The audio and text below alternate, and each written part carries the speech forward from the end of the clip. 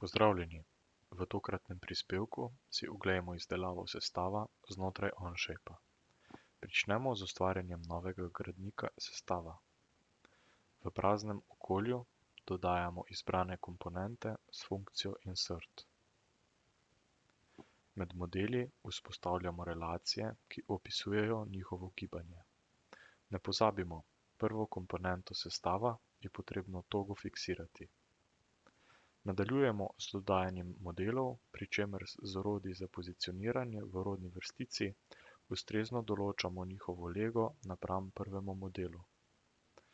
Najpogosteje uporabljena relacija fastened modelom predpiše nepomično zvezo. Lokacijo dodanih modelov določimo z klikom na poljubno mesto v sestavu. Vkolikor model nima določenih relacij, ga lahko prosto premikamo po prostoru.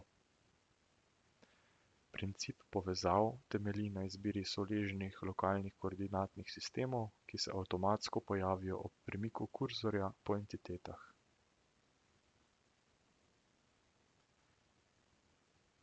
Gibajočim komponentam predpišemo kinematične povezave. Le-te dovoljujejo gibanje prostostnih stopenj modelov.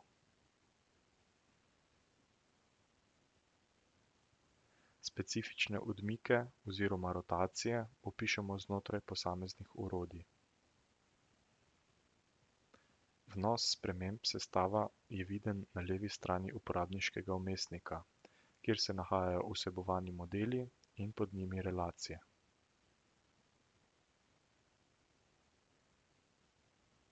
Standardnih elementov ne modeliramo, temveč jih neposredno dodamo s pomočjo vgrajene knjižnice. Knjižnica vsebuje elemente vijačnih zvez.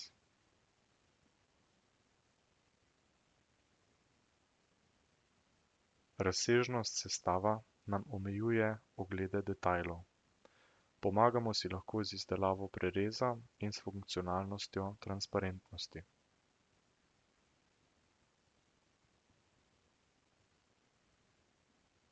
Na desni strani uporabniškega vmesnika se nahaja kosovnica. V njej se nahajajo informacije modelov, ki so dodani v dotičnem sestavu, vključno z njihovimi lastnostmi. Delovanje sestava lahko v primeru uporabe kinematičnih povezav animiramo z izdelavo animacije.